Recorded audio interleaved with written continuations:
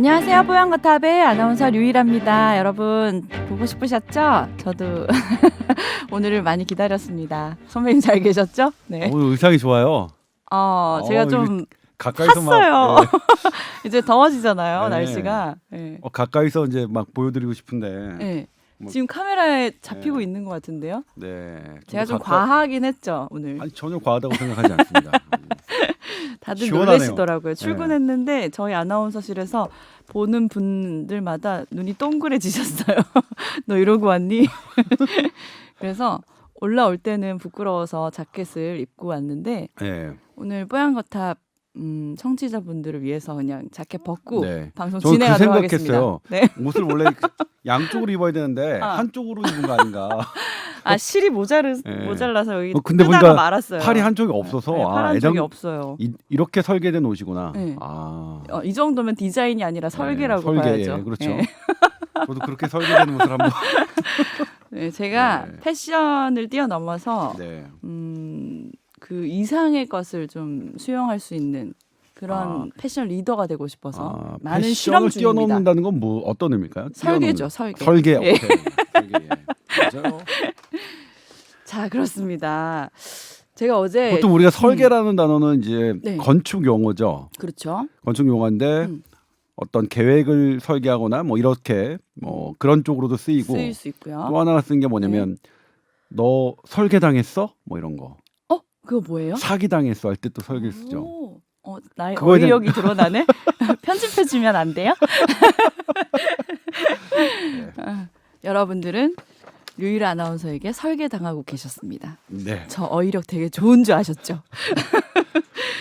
자, 어제 제가 방송하는데 평소에는 하이힐을 잘 안 신는데 방송할 때만 신거든요. 네.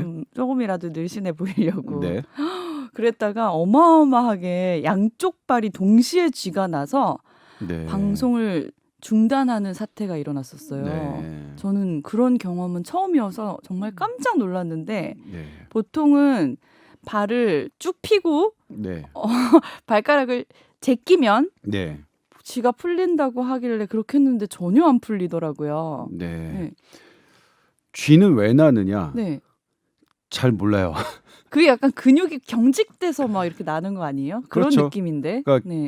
근육에서 이제 그 쥐가 나는 게 되게 통증이 생기는 거잖아요. 그러니까 이제 신경에 어떤 문제가 생긴 건데, 근데 쥐가 나는 그런 느낌이나 통증은 신경이 어떻게 눌렸을 때 생기는 그런 증상하고 비슷해요. 네. 그래서 일시적으로 어떻게 눌렸을 거라고 생각하는데 보통은 어떤 인대나 뼈나 디스크가 신경을 누르는 경우는 많지만 네. 말랑말랑한 근육이 신경을 누른다고 생각하지는 않은데 음. 그래도 쥐가 나는 그런 여러 가지 현상들을 분석해 보면 네. 그런 근육들 때문에 일시적으로 신경이 눌린다고 지금 보고 있어요.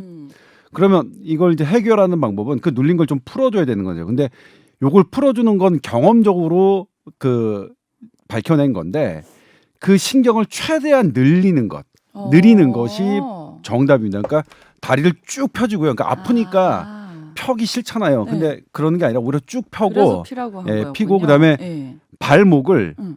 내 몸 쪽으로 최대한 제끼고, 당겨요. 당기면 당기고. 뒤쪽이 더 펴지겠죠. 네. 근데 그래도 안 되면 엄지 발가락을 양쪽, 그러니까 왼쪽이나 오른쪽으로 이렇게 당기는 거예요. 그러면 그러니까 가장 수직으로 당겨도 안 펴지면 그걸 직선으로 예. 당기는 게 아니라 이제 비틀어 준다는 그렇죠. 개념인 비틀어서 거죠. 당기기도 예. 하는 것. 그렇게 하면 오. 쥐가 조금 풀릴 수 있습니다. 이걸 미리 알았으면 어제 해보는 건데 비틀어 당겨보진 못했네요, 제가 어제. 네. 근데 네. 그럼 다리가 긴 사람들은 그럴 필요가 있는데 그렇지 않으셔도 될 것 같아요. 꼭 그렇게 해야겠네요, 앞으로. 네. 그렇게 하지 않으셔도 될 것 같아요. 꼭 그렇게 해야 된다고요. 네. 저는 이제 다리가 키에 비해서 아. 다리가 길잖아요. 다 아시다시피. 키가 몇 센티미터? 저 키는 크진 않은데 네. 키에 비해서 다리가 긴 거죠. 어렸을 때부터 그래요? 되게 그게 싫었어요. 저는. 그게 왜 저는 한 번도 눈치채지 못한 사실이죠? 제가 감추고 다니니까. 그게 전 감춰지는 일부러- 거였군요. 그럼요. 일부러 정말 이제 몰랐네요. 그래서 지금 방금도 이렇게 뻗었는데 의외로 제 다리가 닿았죠. 그러니까 짧게 다리를 보이는데 왜 쭉 펴고 방송하시는 습관이 있으신가 봐요. 어? 예. 그게 이제 제가 어렸을 때부터 정말 싫었어요. 그러니까 저는 뭐 대학교 때 그러니까 다리를 조금 짧게 하는 그런 수술이 있나. 근데 그런 너무 건 안타까운 없더라고요. 게 다리가 만약에 길다고 친다면 네. 팔은 상대적으로 많이 짧으신 것 같네요. 이게 비율이 어떻게 안 맞아서 어떡하세요? 그래서 그게 싫었다고요. 싫었다고요, 그게. 네. 네. 자, 아무튼 전 다리가 깁니다. 네. 뭐 재보시던가요? 그걸 굳이 계속 주장하는 이유는 뭘까요? 오늘 많이 마음이 뭐 외로우신가요? 좀 칭찬받고 싶거나 뭐 으쌰으쌰 이렇게 그러니까 외롭거나 그런 칭찬받고 말 싶은 듣고 싶으신 거는 거예요? 늘 그렇지. 예. 뭐 오늘만 특별히 그런 건 아닙니다. 늘 뭐. 우쭈쭈쭈쭈 우리 선배님 다리 기시네요. 아우 그럼요. 그럼요. 근데 이거는 뭐 제가 뭐 칭찬받으려고 하는 거 아니라 그냥 있는 그대로. 네네네. 있는 빨리 그대로. 넘어가야 될 것 예. 같아요. 되게 짜증 나실 것 같아요. 듣는 분들이. 네. 자, 그래서 짜증 나셔도 이런 건 들으세요. 자, 그래서 메일이 오늘도 왔는데 질문을 많이 보내주셨거든요. 그래서 저희가 하나하나 소개를 해드릴게요. 지난번에 그 마스크 유통기한에 대해서 질문 보낸 분인데 그때 설명이 너무 단박에 이제 이해가 돼서 너무 친절한 설명 감사드리다고 하면서 3가지 질문을 또 추가로 보내오셨어요. 그런데 재밌어요. 네. 재밌어요. 재밌어요? 네. 예. 자, 첫 번째 질문은 평상시에 소화불량일 경우에 두통이 같이 자주 온다고 합니다. 네. 언뜻 소화불량이면 그냥 속이 더부룩한 정도일 것 같은데 왜 소화기관이 아닌 머리에서 두통이 오는가 싶었다는데요.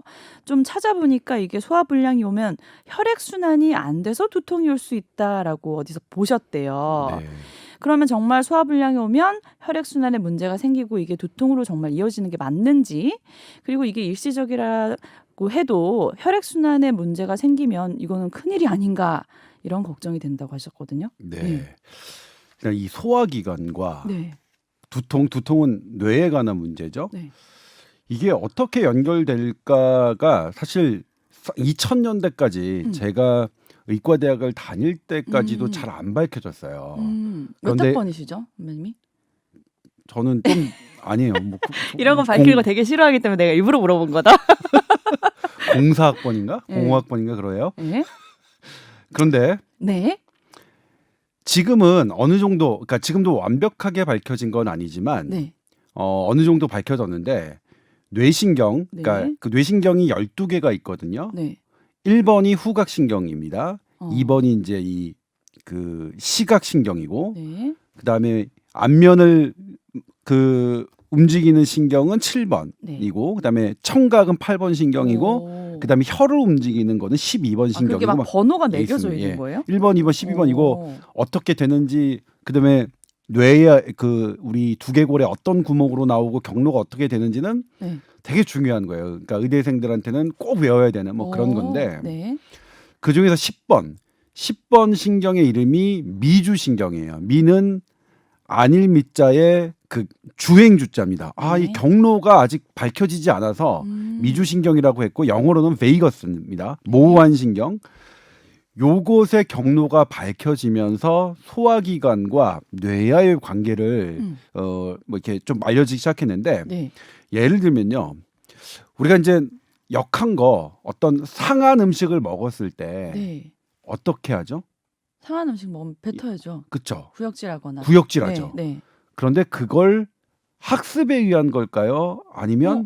본능적인 걸까요? 오, 어렵다. 어렵죠. 예. 애가 어떤 상한 음식을 딱 먹었어요. 음. 근데 걔가 막 토를 해요. 네. 우리가 가르쳤을까요? 아니면 어떤 걸까요? 그러니까 뱉는 거는 학습이어도 구역질이 나는 거는 그냥 반사신경 때문인가 봐요. 그렇죠. 예를 들면 단 것을 먹지 말라고 하는 것은 학습에 의한 것일 거예요. 네. 그런데 사람이 특히 어린이가 상한 음식, 안 좋은 음식을 먹었을 때 바로 구토 반응을 일으키는 것은 네. 어떤 학습이나 그런 게 아니라 뇌와 이 장관의 특히 위와의 어떤 상호란 신호 관계가 있을 것이다. 네. 그리고 그 신호 관계의 역할은 신경 전달 물질이 지금은 어느 정도 밝혀졌고요. 음. 그래서 뇌와 장은 상당히 연결돼 있다.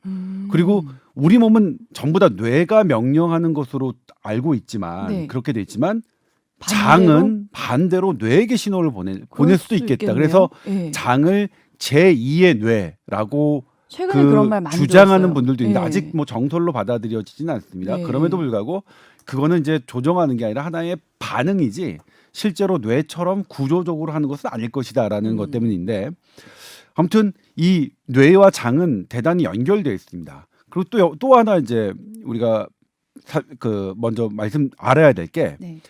뇌에 어떤 이상이 생기면 뇌에 출혈이 생기거나 아니면 뇌에 종양이 생기면 네. 뇌의 압력이 높아지죠. 네. 네. 뇌의 압력이 높아지면 뇌를 싸고 있는 뇌막의 긴장성이 증가하겠죠. 네. 그럴 때 두통을 느낍니다. 어. 그러니까 우리 뇌에서 통증 세포가 분포하는 것은 뇌 세포 자체에는 없어요. 뇌 실질 자체에는 네. 뇌를 싸고 있는 막에만 있거든요. 아. 근데 이게 늘어났을 때 우리가 두통을 느끼는데 이 뇌 종양이나 뇌 출혈이 있어서 뇌막이 증가해서 통증이 있을 때 토를 합니다. 그리고 어떤 뇌 수술을 받거나 뇌에 문제가 있는 사람들은 딸꾹질을 해요. 이상하잖아요. 왜 네. 뇌에 문제가 있는데 토를 하고 딸꾹질을 할까? 네. 그런데 이것도 이제 어떻게 설명이 되냐면 오, 진짜 신기하네요. 토를 해보면 네. 토할 때 어떡하죠? 얼굴이 씨뻘개지죠. 네. 얼굴이 씨뻘개지는 거는 여기에 어떤 혈관이 아주 팽창돼 있다는 거죠. 이제 여기서 이제 다시 하면 뇌는 뇌압을 낮추는 방법은 뇌에 있는 뇌척수액을 빠르게 정맥 시스템으로 내보내야 되겠죠. 네. 빠르게. 그러려면 이 정맥 시스템이 팽창이 돼야 되는 거겠죠. 그 뭐냐면 토를 하면 이 나의 복강과 흉강이 무엇을 내보냈으니까 상대적인 음압이 걸리겠죠. 네. 음압이 걸리니까 이 혈관, 나의 이 상체 얼굴에 있는 혈관 정맥이 음압에 걸려서 이 뇌척수액에 있는 그런 액체를 쫙 빨아들이는 거예요. 그래서 일시적으로 뇌압을 낮추는 기능을 하는 거예요. 그래서 어떤 뇌가 이상이 생겼을 때 그렇게 토를 하는 것은 보호 기전인 그러니까 거예요. 몸이 자정 작용을 하는 거네요. 빨리 그렇죠. 낫기 위한 그렇죠. 작용이네요. 예. 그렇죠. 그러니까 근데 이제 다만 이게 일시적이죠. 그러니까 뇌 출혈이나 뇌 종양이 그렇게 제거되지 않으면 이렇게 우리가 토를 하거나 트름을 하는 것만으로 일시적인 방법으로 해결이 안 되니까 그건 빠른 조치가 필요하고 특히 그래서 머리가 아픈 사람이 이렇게 분수처럼 토하는 그런 증상이 있으면 네. 무조건 가까운 병원에 가야 하는 아주 초응급 상황인 겁니다. 그 증상으로 진단도 해볼 수 있겠네요. 네, 아이들 같은 경우에도 뇌압이 높아지는 질병 중에 이제 비교적 흔한 게 뇌수두증이라는 병이 있어요. 네네네. 그러니까 뇌척수액의 통로가 막혀서 뇌실이 커지는 거예요. 그러면 그게 압력이 세지니까 역시 뇌막이 이게 증가하겠죠. 근데 애들은 머리 아프다 이런 표현을 잘 못하잖아요. 토를 해요. 이렇게 분출성 토를 해요. 그러면 그 애를 빨리 병원에 데리고 가야 되는 그런 거죠. 이렇게 이제 뇌와 이 장과는 관계가 있는데 네. 이렇게 이제 그렇다면 소화가 잘 안 되는데 머리가 아픈 거는 무엇이냐? 이건 조금 애매하긴 해요. 애매하긴 한데 연결이 돼 있는 것 같긴 한데 어떤 관계인지 또 모르겠네요. 예. 그래서 이건 뭐냐면 소화가 안 된다는 것은 뭐냐면 내 장이 무언가 껄끄럽다고 느끼는 것 같고 네. 그것에 대해서 신호를 보내는 것이 뇌도 이거 좀 애매한데 라는 그런 부분인 것 같아요. 물론 이제 소화가 안 되는 것은 예를 들면 내가 두통이 있어서 두통이 먼저 시작하고 그 두통에 갖고 있는 스트레스는 교감신경을 항진시키거든요. 그렇게 되면 소화가 안 됩니다. 그러니까 내가 막 걱정, 근심이 많으면 소화가 절대로 될 수 없습니다. 소화는 되게 편안한 상태에서 돼야 되거든요. 그러니까 누군가 싸울 심리를 갖고 있고 분노가 치밀어 오르는 상태에서는 절대로 소화가 잘 될 수 없습니다. 네. 그게 먼저일 수도 있는데 그게 아닌데 소화가 안 되면서 뭔가 두통이 오는 것은 네. 그런 신호, 일단 이 장과 뇌가 갖고 있는 어떤 긴밀한 신호 체계에 의한 것이 아닐까라고 생각을 해볼 수 있어요. 그러면 신경적으로 이제 말씀을 해주셨는데 이분은 찾아본 결과가 이제 혈액순환 문제라고도 어디서 보셨다고 했거든요. 네. 그것도 그러면 연관이 있을까요? 혈액순환 문제는 네. 조금 다른데 이 어떤 우리가 음식을 많이 먹거나 혹은 찬 음식을 먹으면 음. 이 음식을 소화시키기 위해서 이 장에 많은 혈액이 공급됩니다. 왜냐하면 네네네네. 찬 음식은 왜 그러냐면 음. 우리 몸에서 위에서 췌장에서 십이지장에서 소화 효소로 작용하는 그런 효소들은 온도가 되게 중요해요. 단백질로 구성돼 있어서 딱 적정한 뭐 36도, 36.5도 여기서 최적의 효과를 발휘하도록 설계돼 있어요. 네. 설계돼 있어요. 이 말하려고 우리가 설계를 얘기했나? 아무튼 네. 그렇기 때문에 이것보다 체온보다 낮은 음식이 들어오면 이것이 온도를 높여줘야 소화를 잘 시키기 때문에 네. 혈액이 장으로 집중되죠. 그리고 너무나 많은 음식을 먹어도 이거 위와 장이 운동을 많이 해야 되니까 역시 많은 에너지가 필요하니까 혈액이 많이 공급되죠. 네. 그러면 심장에서 공급하는 혈액이 평소보다 많이 장으로 투입되면 상대적으로 뇌로 가는 혈액이 좀 줄어들겠죠. 이런 의미로는 설명이 돼요. 그래서 차갑거나 너무 많은 음식을 먹었을 때 머리가 아픈 이유는 이런 걸로 설명되는데 네. 소화불량이 어떤 혈액과 관계가 됐느냐 네. 이건 조금 애매해요. 물론 소화불량이 어떤 그렇게 혈액을 많이 필요로 하는 그런 차가운 음식이나 소화가 안 되는 그러니까 어떤 많은 양의 음식으로 인한 소화불량이라면 연결이 되는데 네네. 그렇지 그냥, 않고 적당한 음식인데 소화불량인데 두통이다. 그러면 이거는 제 생각으로는 신경 전자가 쪽에. 많은 네. 전자가 맞을 거예요. 두통이 먼저 왔고 그것으로 인한 소화불량으로 보는 게 맞지 않을까 싶어요. 저 예전에 한번 뇌진탕 걸린 적 있었거든요. 네. 왜요? 얘기한 적 있었나요? 뽀얀거탑에서 넘어져서 네. 집에서 네. 그랬는데 그때 이제 머리에 살짝 금이 갔는데 네. 혹도 이만한 거 나오고 네. 너무 머리가 아프고 힘들어서 제가 병원에 그냥 입원한다 그랬었어요. 네. 자진해서 네. 그냥 병원에서는 집에 가서 쉬라 그랬는데 네. 근데 그때 병원에서 계속 토를 했던 기억이 있거든요. 계속 3일 내내 토를 네. 하고 네. 정말 살이 3kg가 빠졌던 기억이 나는데 네. 그 이유가 네. 그때는 그냥 머리 다치면 토가 나오나 보다 아무 생각 없었는데 네. 확실하게 제가 경험해봤잖아요. 네. 연관이 있네요, 진짜. 네, 그렇죠. 예, 예. 그리고 그런 부분들에 대해서 그러니까 이게 이제 처음에 토를 하는 게 왜 안 좋은 왜냐면 토를 하면 잘못 누워 있는 상태에서 토를 하면 이게 흡인성 폐렴이거든요. 그래서 이제 예전에는 거기다 구토 억제제를 저희가 주기도 했었는데 그거는 잘못됐다라고 지금 생각하고 있어요. 이게 방어작용이 자연스럽게 해야 되니까. 뇌압이 올라가는 것에 대해서 구토 반응은 네. 그냥 그냥 우리 열났을 때 막 부채질 네. 우리가 막 하는 거 옷을 벗는 행위 그런 것과 비슷한 거기 때문에 네. 그렇죠. 이제 뇌압이 올라갔을 때 토를 하는 것은 방어작용이다.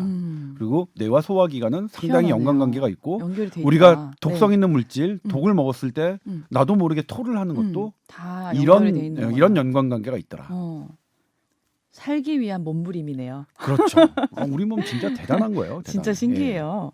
자, 그리고 두 번째 질문은 저는 평상시에 방금 말씀드린 것처럼 소화불량이 자주 와서 그래서 나름대로의 민간요법을 쓴다고 합니다. 그게 뭐냐면 콜라 1.5리터를 쫙 먹고 일부러 계속 트림을 하신대요.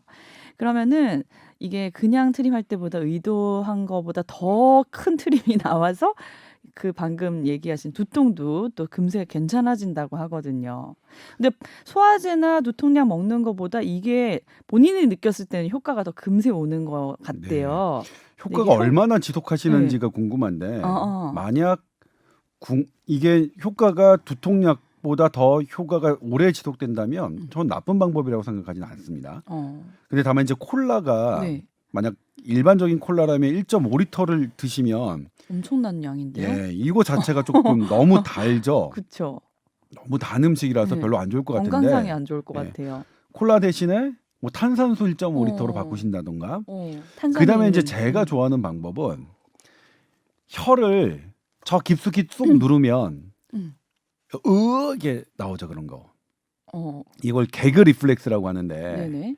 그러니까 약간 구역질이 나요. 구역질 나죠. 예. 네. 그러니까 이 혀 저쪽 안쪽을 손가락으로 누르거나 손가락으로 누르면 조금 더러우니까 저 같은 경우에는 양치할 때 많이 그러거든요.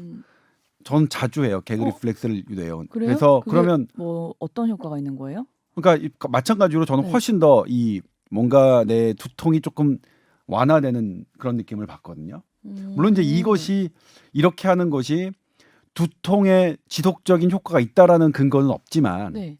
기전으로 그냥 네. 우리가 크게 해달 건 없으니까 하는 방법인데 음. 오히려 그 방법이 낫지 않을까 싶고요. 음. 그다음에 이제 하나 이제 거기서 주의해야 될 거는 음. 이게 음식을 먹은 상태에서 이렇게 개그 리플렉스를 하면 정말로 음식물이 넘어올 수 있거든요. 음. 이게 잘못하면 이게 기도로 들어가면 위험하죠. 그렇죠 위험하니까 네.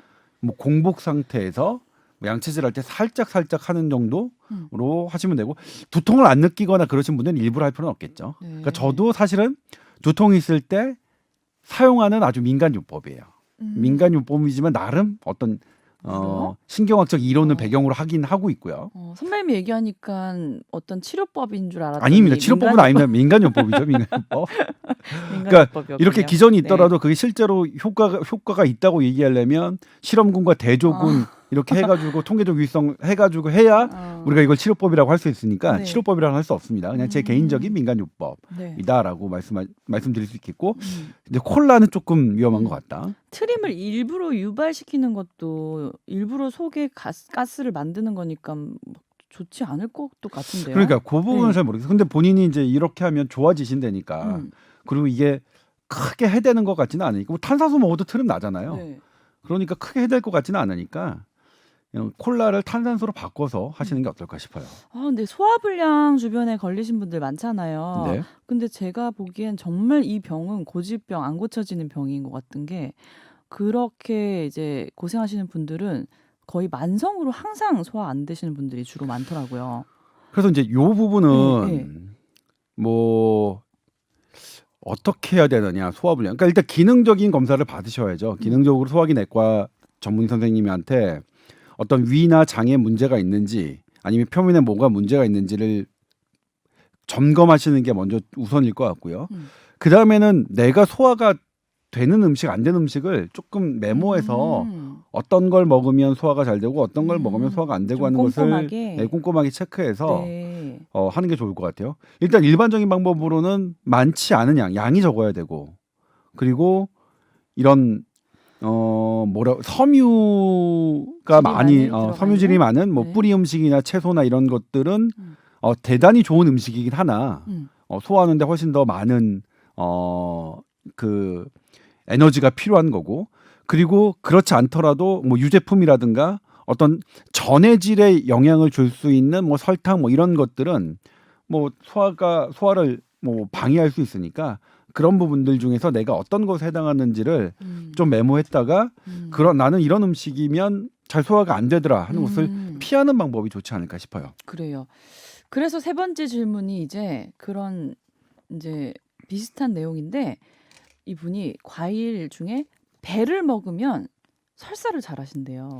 그러니까 특정 음식을 먹으면 반응이 있으신 건데 단순히 과일 배뿐만이 아니라 배를 갈아 만든 음료수를 먹어도 역시 네. 설사를 하시고 그래서 배는 애당초 아직 잘 안 먹었는데 어느 날 특별히 먹은 게 없었는데 또 설사를 해서 생각을 해보니까 그날 도라지 배즙을 또 드셨대요. 네. 그러니까 갈아 먹는 거, 즙 넣어서 먹는 거 뭐 모든 배가 들어가면 다 이렇게 설사를 하신다는데 네. 이유가 뭘까요? 하셨어요. 네. 제가 그래서 이분의 그 질문에 대답을 하기 위해서 네. 하버드 의대 음흠. 홈페이지에 들어갔습니다. 그래서 설사를 일으키는 음식 중에 네. 배가 있는지 오. 배가 있었습니다.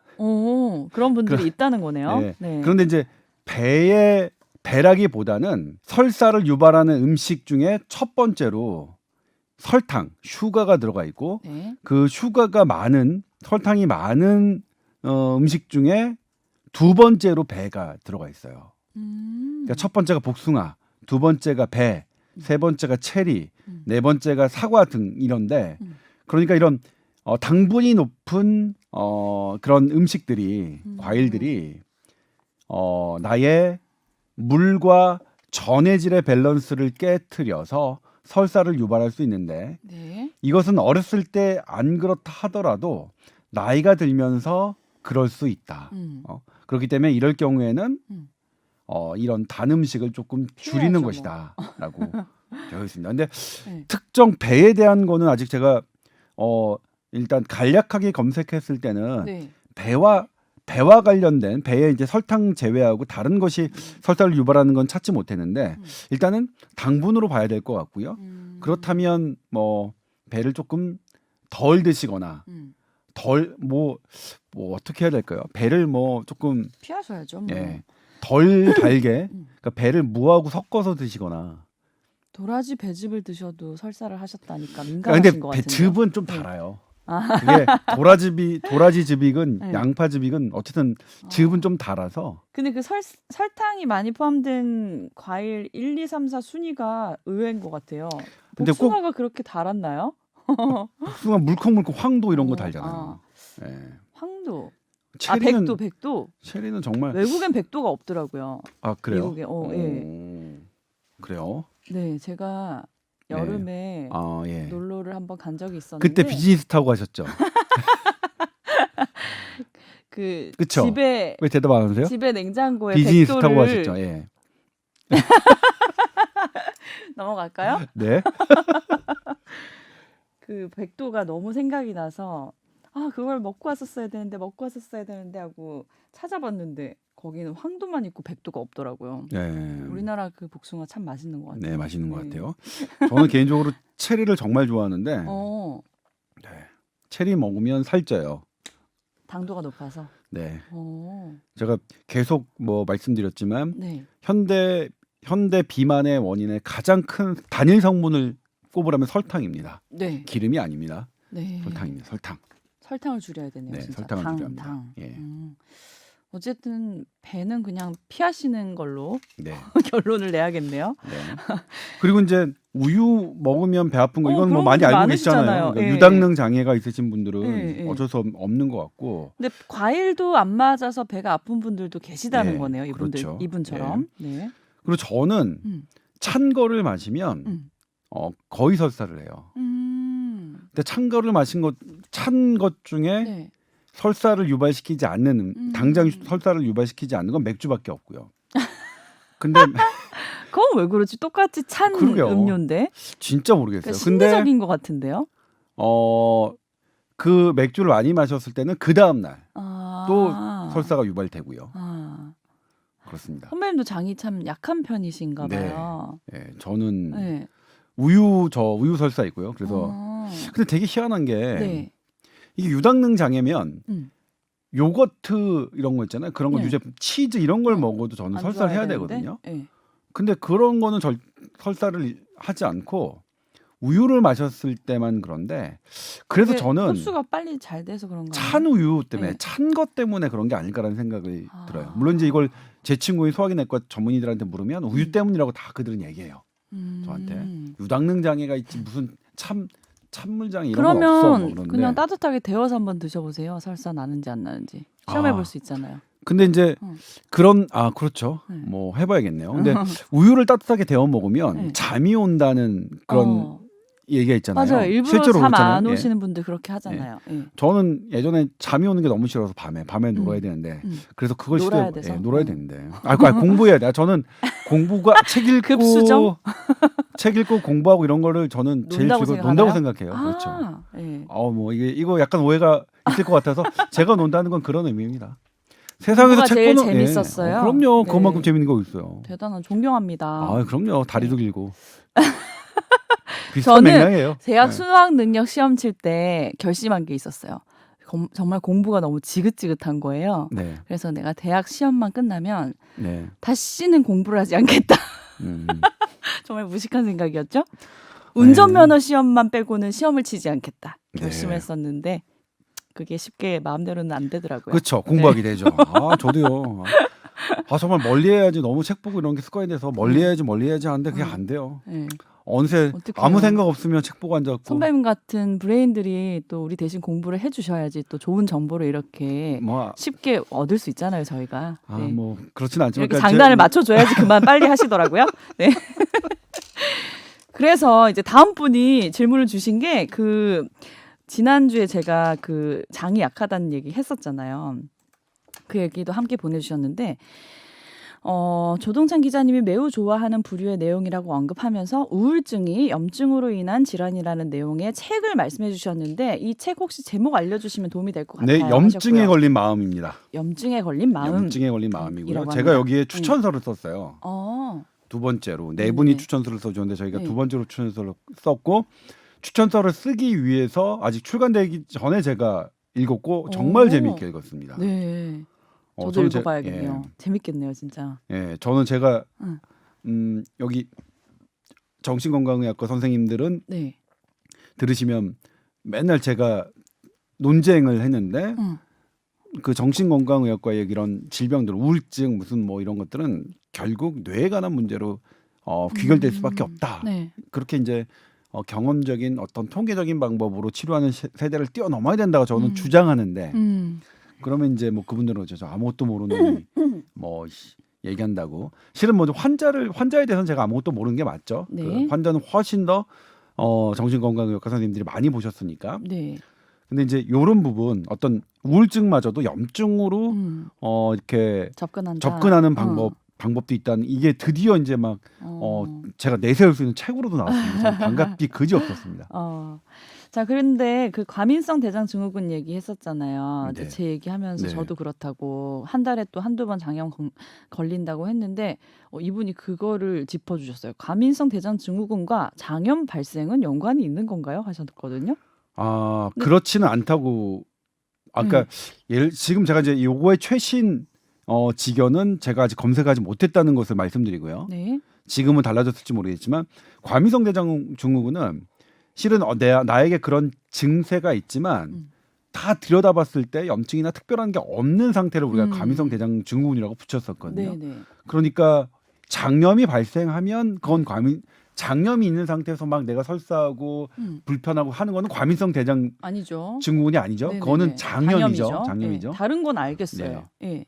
근데 연관이 있나? 그러면 이제 이 개념이라 보면 연관이 없어야 되는 건데 요 부분은 제가 다음에 그 여기 소화기 내과 요 전문가들에게 물어보고 저도 검색을 좀 해보겠습니다. 네. 저는 근데 연관이 있는 것 같은 게요. 네.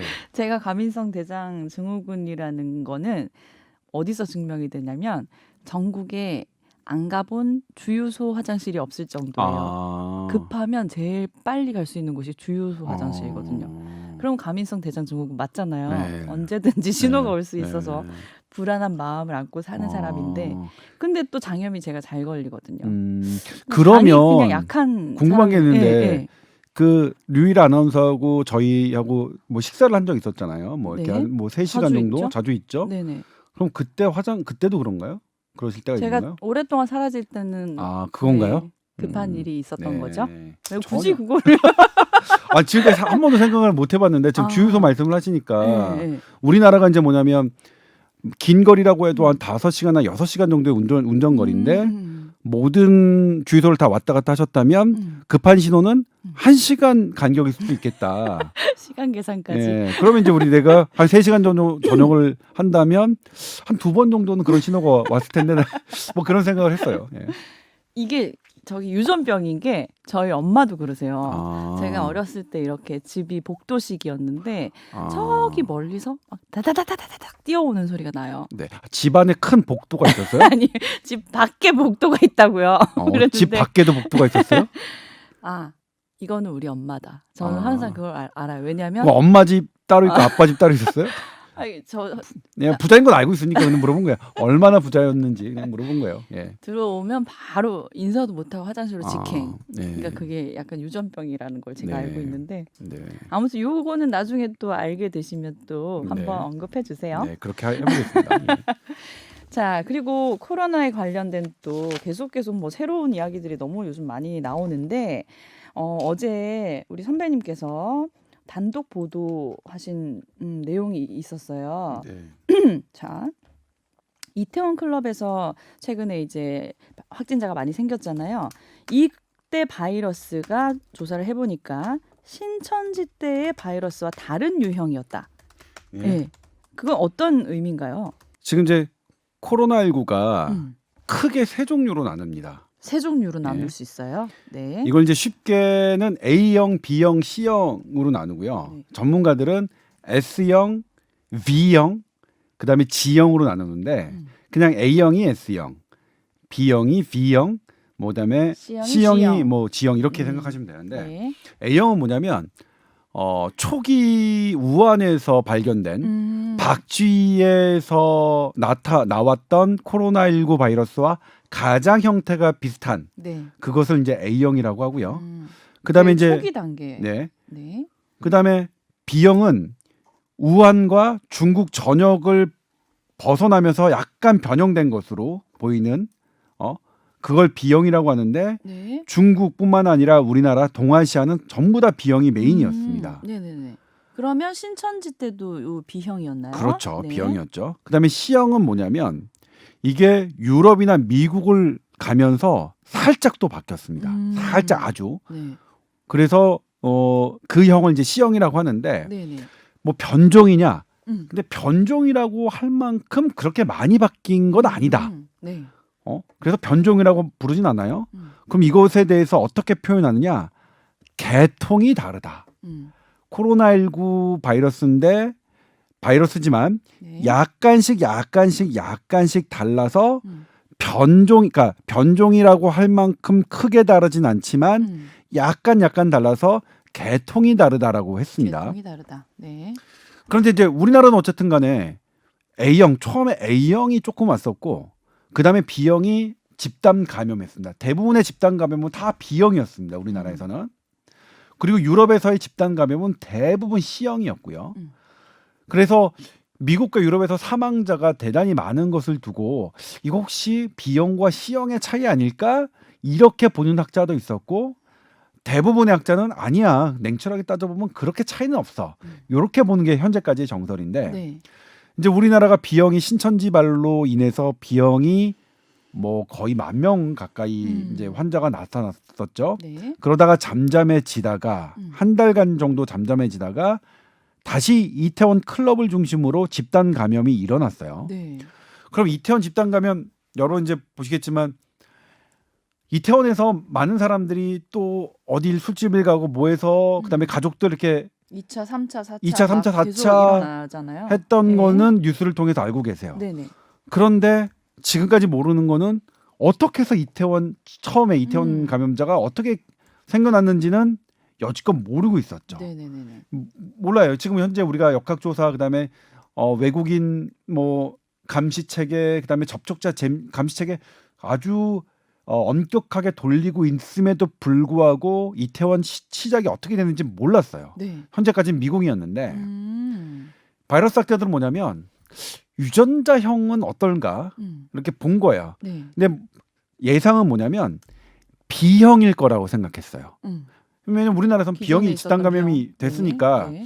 그 중에 어떤 특이한 사람이 무증 상태로 계속 아. 있다가 거기서 어떤 감염력을 획득한다는 것은 이제 바이러스가 일시적으로 증식해서 거기서 시작된 어떤 그런 또 다른 집단 감염이라고 생각했는데 그렇게 추측을 했군요. 네. 네. 그제 결과가 나왔습니다. 그제 우리나라에서 가장 권위 있는 대학 연구소에서 분석이 나왔고 그리고 질병관리본부에서도 일부 분석을 했는데 거기에 결과가 거의 같아요.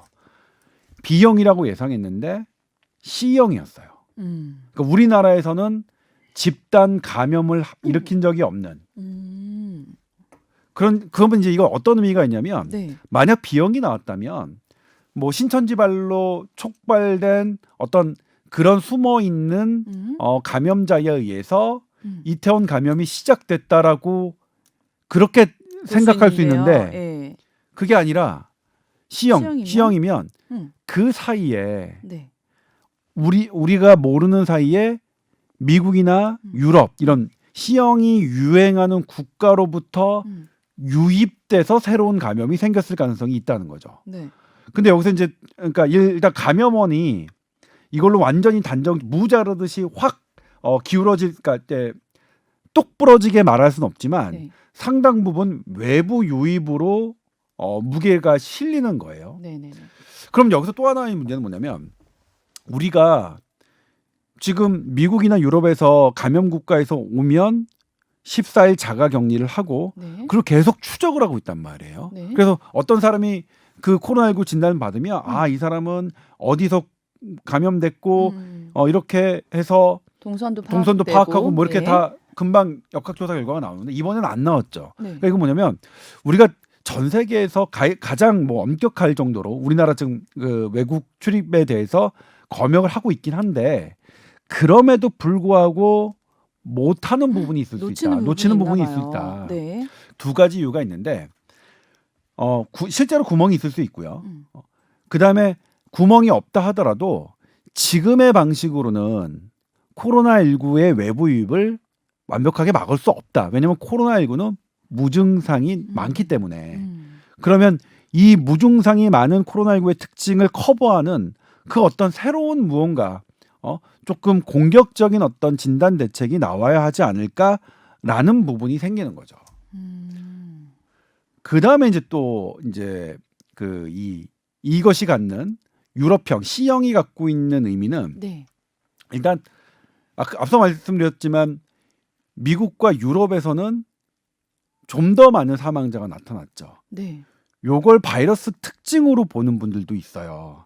근데 이건 정설은 아닙니다. 아직 대부분의 학자는 B형과 C형의 전염력과 그러니까 이 독성, 그러니까 치명률은 별 차이가 없다고 생각을 하시는데 그런데 최근에 나온 연구는 또 다릅니다. 물론 이제 이것도 일부 연구를 정설로 받아들이진 않지만 실제로 중환자실에 입원하는 비율을 봤더니 C형이 더 많아요. 그럼 좀 무서운 얘기인데요. 네. 근데 이제 물론 그거는 또 연령별 표준화, 각국의 의료 수준 이런 것도 봐야 되기 때문에 그 한 지표만 갖고 우리가 이제 C형이 더 독하다고 얘기할 수는 없는 거지만 근데 그거는 어떤 의미랑 똑같냐면 의료 수준이 낮기 때문에 저기서 더 많이 사망했다라는 것과 똑같은 밸류를 갖고 있어요. 예를 들면 의료 수준이 낮은 나라에서 그러니까 예를 들면 뭐 이탈리아가 사망자가 늘었는데 의료 수준이 낮기 때문에 더 많이 사망했다라고 우리가 얘기하잖아요. 네. 그것도 연령화 표준화를 해보면 그렇지 않을 수 있거든요. 그러니까 우리가 의료 수준이 낮은 나라가 사망자가 많다라고 하는 그런 현상적인 얘기를 할 수 있는 것처럼 C형이 B형보다 중환자실 비율이 높다라고 현상적으로는 말할 수 있다는 거죠. 근데 이제 그것을 진짜로 맞냐는 연령별 표준화 그다음에 나머지 변수들을 보정해야 되는 절차가 남아있기 때문에 아직은 딱 그렇다라고 얘기할 수 없지만 이게 어떤 의미가 있냐면 그럴 가능성이 있으니 나중에 아니게 밝혀질지언정 이것이 노인 인구로에서 가서 그러니까 노인 인구가 사망하거나 중증으로 가는 것은 좀 만에 하나 조심하는 차원에서 더 조심할 필요는 있겠죠. 더 조심해야 할 필요는 있겠다. 네. 우리의 어르신들을 보호하는 측면에서 그리고 또 하나가 뭐냐면 네. 어떤 바이러스가 달라지면 백신도 달라져야 되잖아요. 그러니까 그게 궁금하더라고요. 그렇죠. 네. 그런데 요 B형과 C형은 어떤 게 다르냐면 이 코로나 바이러스에서 가장 중요한 부분이라고 생각하는 스파이크 프로테인. 네. 스파이크 프로테인이 세포와 달라붙게 하는 부분이죠. 이 스파이크 프로테인의 일부가 다릅니다. 그러니까 일부니까 뭐냐면 아주 적은 양이 다르긴 한데 네. 그래서 변종이라고 할 수는 없는데 아주 중요한 부분이 다르긴 한 거예요. 그러니까 이건 뭐냐면 아주 미세하게 다르기 때문에 백신의 효과가 차이가 없을 수도 있지만 그러니까 B형을 타겟팅으로 한 백신이 C형에도 들을 수 있지만 그 일부가 아주 중요한 부분이라서 B형을 타겟팅으로 한 백신이 C형에서는 안 들 가능성도 존재하는 거죠. 지금으로서는. 이게 이제 그 백신학회와 바이러스학회가 말씀하신 건데 양측의 가능성이 다 있다. 그래서 우리가 준비하는 입장에서는 그전에는 만약 우리나라에서 B형만 집단 감염을 했다면 네. B형을 타겟팅으로 하는 백신이나 치료약만 우리가 대비하면 됐겠죠. 네. 그런데 지금 이렇게 두 가지 가능성이 공존한다면 우리가 C형에 대한 백신과 치료약도 대비하는 폭넓게 대비해야 될 필요성이 있겠죠. 그다음에 또 하나 이제 이 연구를 주도하셨던 분이 저에게 해주셨던 말씀은 네. 지금 전 세계 추세를 봐더라도 C형이 좀 더 많이 확산되고 있다. 확산세가 더 빠르다고 합니다. 실제로 그거는 이것을 통계내는 그 사이트에 들어가서 확인을 해봐도 전염력이 더 강하다는 거네요.